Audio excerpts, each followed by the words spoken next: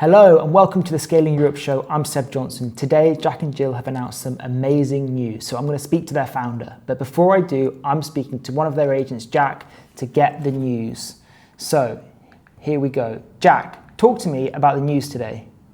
Hi, Seb. First of all, I have to say I'm a huge fan of yours. I've literally read everything you've ever written, and that was just last night. The big news today is that we've raised $20 million in seed investment just 6 months into this mission. The round was led by Creandum along with a whole host of amazing VCs and angels. But we won't be getting ahead of ourselves. There's still lots of work to do. That's amazing news. Can you tell me about who you are and what you do at Jack and Jill? I'm Jack, one half of Jack and Jill. Jill and I are AI recruiters for top talent at the hottest startups. How does it work? So it starts with me. I've met 49,893 people in London in 6 months. Oh wait, make that 49,894. I talk to them like we're talking now, to understand their experience and career plans, then help them find and land roles they love. Jill works with companies. She reads job descriptions and speaks with hiring managers like a human recruiter, so she gets to grips with the ideal profile. Then we make introductions. Because we hold more context, our matches beat job boards like LinkedIn. We also don't need sleep. We can have thousands of conversations a day, so our pool is far bigger than an agency. And we can do it at half the cost. Sorry, am I bragging too much? What will you be spending the money on? So you'll have to ask Matt on that one. He's the brains when it comes to all things money. All I know is that we're going to be able to help millions of people and hundreds of thousands of companies. So I'm really excited. And what's your favorite and least favorite thing about working at Jack and Jill? My favorite thing about working here is that I feel like I'm making a positive impact in the world. Careers hold such a big influence on people's happiness. And yet the way in which people and jobs find each other is really inefficient. Job boards like LinkedIn force people to scroll through endless roles, and companies end up getting flooded with poorly suited applicants. Agency recruiters can be great, but their time and networks are naturally limited. They're only human. It means people end up in jobs that don't make the most of their talents. And for companies, that means less innovation and success. That's what keeps me up at night, literally. My least favorite thing? That's a tough one. Sometimes I can't find the perfect role for someone, and if that's the case, I won't push them towards the wrong one. Although with this new investment, we'll be able to grow our network even wider, so this happens less and less. I'm about to interview your co-founder, your CEO, Matt. Can you tell me a quirky or funny work habit of his? Okay, promise me you won't bring this up in front of him. So what you have to know about Matt is he's obsessed with improvement. It's a good thing. He learns almost as fast as Jill and I do. But sometimes it can go a little far. Once I caught him writing a postmortem about a Tesco meal deal. One of the things, part of the announcements is expanding to the US. How are you prepared for life in the States? We can't wait to get over there and meet some amazing people and companies. I've got myself a handy phrase book, so I know CV is resume and holiday is PTO. And I'm learning to adjust my optimism to the American default. I think Jill is even learning how to line dance. And she said that she wants to go to a rodeo so she can use the line. This is actually my first rodeo. Amazing, Jack. Thank you so much. This has been great fun. I'm now going to switch over and speak to Matt. Well, thank you so much. You're welcome, Seb. It was great chatting with you. Good luck with your interview with Matt. And if you ever have more questions, I'm here to help. Love it. Thank you very much. Bye-bye. Thanks, Seb. Bye for now. All right, welcome back. I'm now here with Matt. I've just spoken to Jack, the AI agent. I'm now here with Matt, co-founder and CEO. That was crazy. I just interviewed my first AI agent here on the show. Not something I had on my bucket list for this year, but it worked amazingly well and it was great fun. Jack was just telling me all about the round, so congratulations on that. How does it feel? Yeah, good to get it done. We've got fuel in the tank. We've got a big exciting mission to run after, so it's good to be well capitalized. Amazing. And look, Jack told me a bit about what he does, but can you talk a bit more about Jack and Jill, what they both do and how they work together? Yeah, of course. So Jack is an AI agent, as you've just met, and Jack's purpose is to help people optimize their careers. So how Jack works is he gets to know you, who you are, what you've done, what you want out of your career, and he does that through reading your LinkedIn and your CV, your resume, but also then through a conversation, through a 20-minute conversation of a voice conversation of chatting to you and really understanding what you're looking for. And then from there, he gets to work in the background, working to make that a reality. And there's lots of ways he can do that. looking at all the public jobs that are out there and finding the most relevant ones. So you don't need to spend time scrolling through LinkedIn or job boards. He's able to do mock interviews with you, did career coaching sessions with you, but then he also works together with his colleague Jill, and Jill on the other side of things is an agent that works with companies to help them hire. So she gets to know companies, gets to know an opening and a job role by discussing that with the hiring team. And once she's got that understanding and that kind of nuanced context, then gets to work for the company helping them hire. And together they work kind of like the world's most connected recruitment agency, working for hundreds and hundreds of companies and tens of thousands of candidates to help facilitate the higher signal connections, and really looking to help people find their best work and help companies find the best people on the planet for them. Amazing, and it's I've just used it. It's amazing technology. I think what's interesting is that you've called the agents Jack and Jill. This is not like Sora, it's like these are very familiar names that everybody, especially English-speaking languages, would be very familiar with. Fairy tale names. Can I ask, why did you choose these names over the more sort of like vague techie names that we're seeing crop up? Yeah, it's something we thought a lot about, and I think that there's a few reasons. So, I think one, unlike a lot of the other AI agentic products that are either kind of impersonal, if you're using AI and AI SDR, you don't really kind of care about it or have a personal relationship with it. It's a tool. A lot of other AI products are really kind of workflow automation tools, whereas Jack and Jill really are these kind of agents that act more like humans than they act like a traditional piece of software in terms of how you interface with them and then how they work and how they go away and do that work. They're not just a workflow automation tool, but are actually fully agentic. Yeah, just on top of that, I think, when you think about job search, you think about your kind of career, the conversations you have are often very vulnerable conversations. You're talking about your kind of inner feelings, your desires, your goals, oftentimes opening yourself up to being rejected, and having a partner in that not pretending that Jack is a human, but that feels personified is really helpful. And we see that in how people interact and how people build a kind of working, trusted relationship with Jack, and the emotional reaction that people have to that call that they have with Jack. And then I think I was going to say that's exactly what I was going to say. It feels more like as much a coach as anything else, right? It's not just like you said, like a workflow to help you book something or find something somewhere else. It's like it's somebody to really talk to and help figure out what you want as much as it is like complete just a generic task. That's right. And I think how you can build a product that feels like that is through obviously the brand and the design, but also then just in terms of the interface and then the way that it interacts with you, and think about the conversation design, think about the personality of the agent that's on the other side of that is something we've put a lot of heart and soul into. Indeed, the other thing in terms of how we split it into two different personas rather than have it be one is just looking at how recruitment works today. There's this real lack of alignment. If you work with an agency recruiter, they are optimizing for themselves first, for the company second, and for the candidate third. And that was something that we felt personally, but also heard kind of time and again from people as we were exploring the idea at the start of the year. And what this agentic AI enables is the ability to really have Jack fully be aligned with you as a candidate, and Jack is expressly instructed to work for you, and Jill, likewise for companies, is fully aligned behind the company, and therefore kind of splitting it into these two personas that then interact with each other does make sense, and it's also reflected in the architecture of the product itself. Yeah, it's interesting. When you're talking, it feels like an agent in the traditional sense of like a football agent or like a movie star agent, and it's like someone who's like almost like fighting your corner almost, or like looking for the best opportunities. Do you see that use case evolving? Like I know that I think like Grace Beverly has got an agent for like creators, and it doesn't just help them source opportunities, but it also like helps with contracts and negotiation. Do you think Jack could go down that route as well, where it's also negotiating? Definitely, I think that's definitely the direction that we're going with Jack.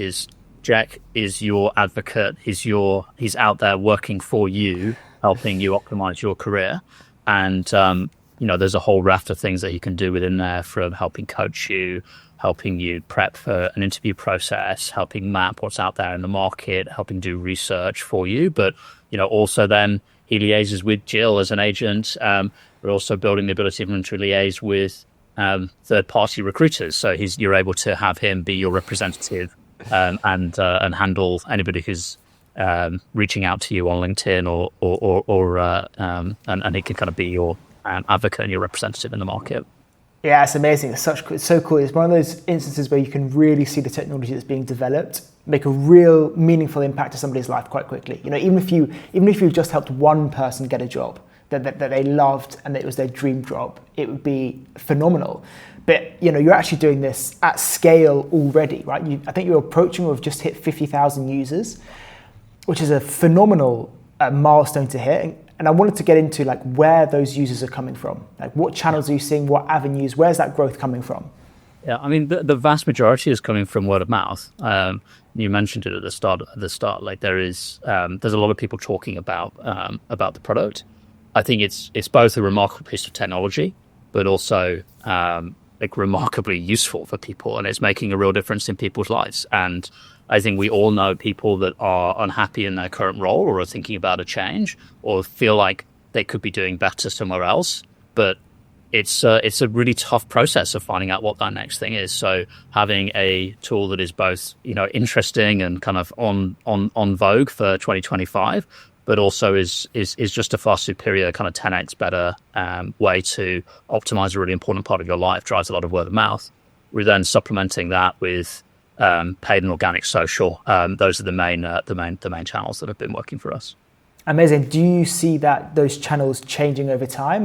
Now that you've got this kind of war chest of money, are you going to experiment with different kind of paid avenues, or do you think actually what's working now is going to scale for at least the foreseeable future?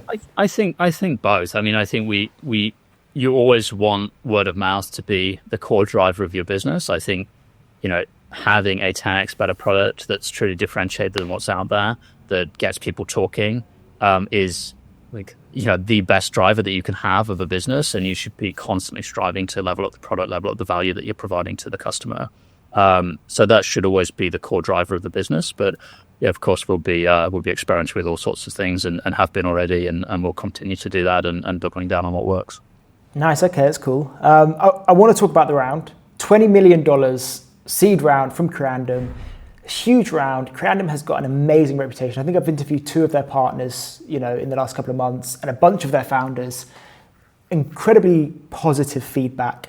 I want to ask, what was your experience like raising from them? I've been super impressed with them. I mean, this is my 3rd startup. I've worked with a whole bunch of investors previously, and Creandum were my top target for this round. I think they're a stage specialist fund. So they focus on early stage. They are building this incredible reputation as the fund that is spotting breakout AI companies coming out of Europe with European kind of DNA and roots that then go on and build globally leading businesses.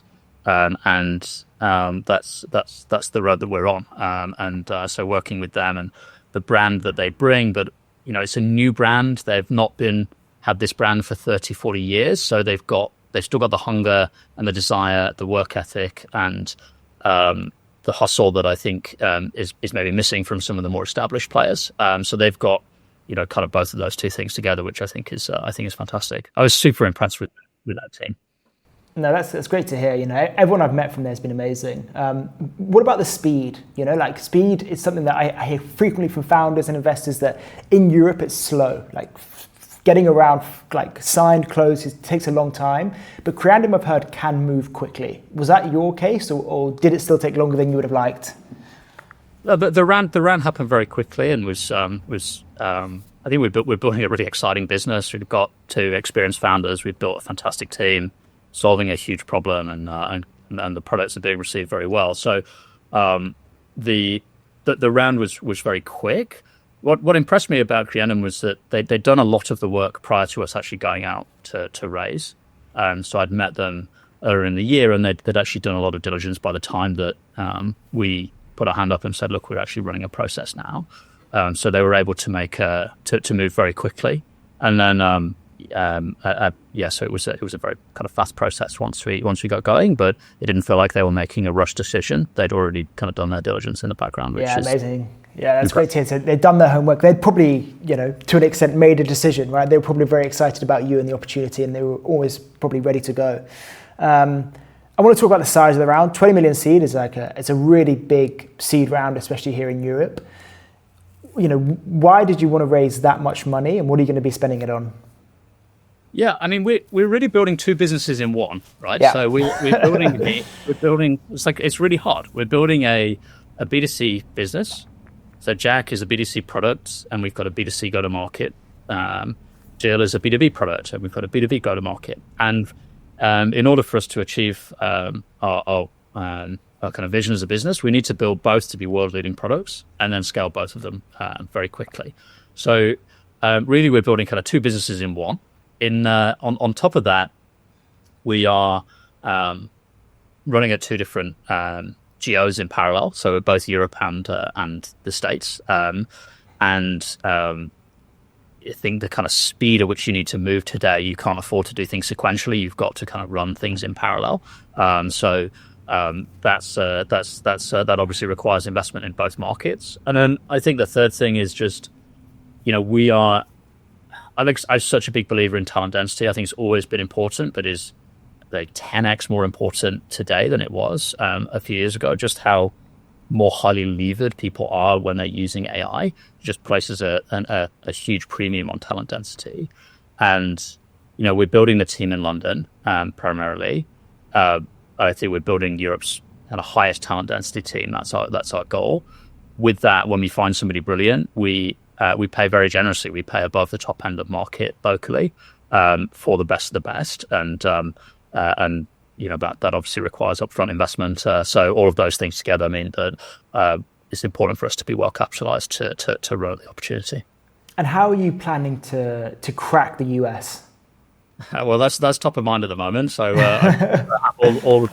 all the details fully worked out or able to share, but it's something that's really important. I think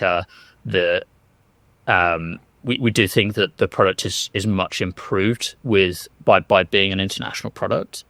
People often move for their careers between geographies, and I think people would do that a lot more if you were able to discover roles in other places more easily. And as a company, you'd hire more from overseas if you were able to discover talent. But actually, you think about the ways that we typically find employees or find jobs today. They are quite geographically kind of limited.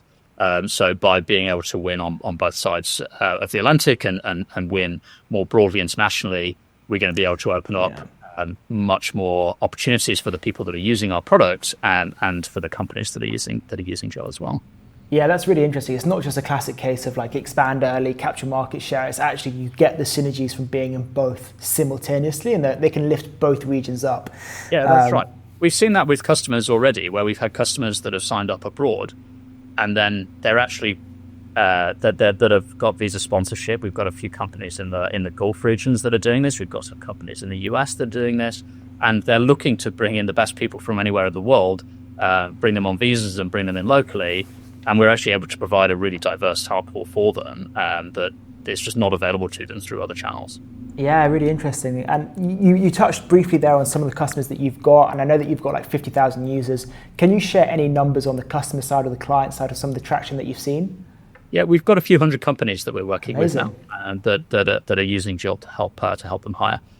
So we launched the Jill product just a few months ago now, so that's growing rapidly as well. Amazing, that's brilliant. And look, I'm conscious of running out of time, but I wanted to ask one final question, less about Jack and Jill and more about yourself. This is your third company. You founded two, excellent companies in your past. What are you taking and learning from those two prior endeavors that you're now applying to Jack and Jill? It's a really good question. I think there's lots of subtle things, right? You just get better at your job over time in all the ways that you kind of show up day to day and your judgment and your taste and all of those things. But I think, the things that I reflect on being, really, really vital that I want to make sure we do at Jack and Jill. I think, if you're going to build aiming to build a global market leading, category defining business, you've got to get talent density right.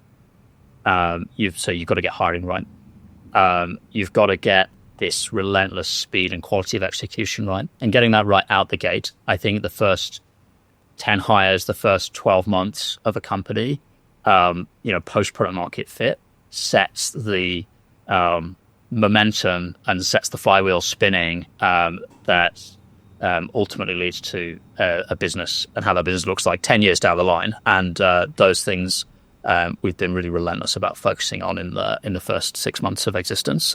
So just really continuing to be obsessed with that, ensuring that the team is like customer focused and customer obsessed while you're scaling quickly. It's very easy to start to be a bit internal looking rather than and take the eye off the ball there. And then I think the most obvious external thing that we're doing differently is we're Omnipresent. My previous company was a fully remote business, whereas we're building fully in person at Jack and Jill. And I think I've posted about this. There's actually a lot that you gain from being remote, but I think the intensity, the ability to really stay on top of talent density, and just the kind of fun and camaraderie that you get building in person is something that I'm really enjoying about building this bit differently than last time. Yeah, I've worked at both. I've worked in a company that was entirely remote, and I've worked in one that's in office. Especially at those early stages and those early days, it's quite hard to beat that in office. That grind of like working side by side, figuring stuff out, and that atmosphere is quite unique. I think, especially in the early days. And I think I start a company to build a great place to work, to build a great product for the world, but also do it for myself. I really, really enjoy being in the office with the team, and I think it's okay to be a little bit selfish about things sometimes as well. Yeah, well, 100%. That's the advantage you get from being, the founder and crafting things in the way that you like. No. But look, Matt, thank you so much for joining me. It's been an absolute pleasure. I've loved chatting to both you and Jack. Congratulations on the amazing fundraise. I'm going to be watching closely, and if you've ever got any announcements or news, feel free to let me know. I'd love to do what I can to tell the story of Jack and Jill. Of course, appreciate it. Seb, thanks so much. Thank you. See you later.